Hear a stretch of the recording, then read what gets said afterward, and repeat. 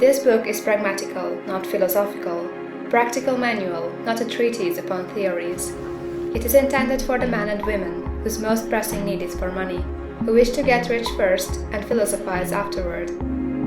It is for those who have, so far, found neither the time, the means, nor the opportunity to go deeply into the study of metaphysics, but who want results and who are willing to take the conclusions of science as a basis for action, without going into all the processes by which those conclusions were reached.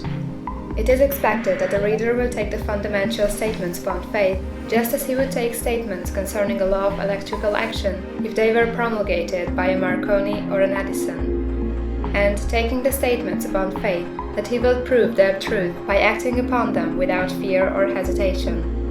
Every man or woman who does this will certainly get rich, for the science herein applied is an exact science, and failure is impossible.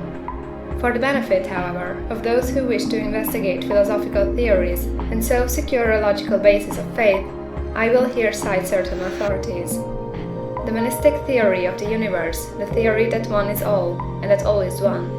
That one substance manifests itself as the seeming many elements of the material world, is of Hindu origin, and has been gradually winning its way into the thought of the Western world for 200 years. It is the foundation of all the Oriental philosophies, and of those of Descartes, Spinoza, Leibniz, Schopenhauer, Hegel, and Emerson. The reader who would dig the philosophical foundations of this is advised to read Hegel and Emerson for himself. In writing this book, I have sacrificed all other considerations to plainness and simplicity of style, so that all might understand. The plan of action laid down herein was deduced from the conclusions of philosophy.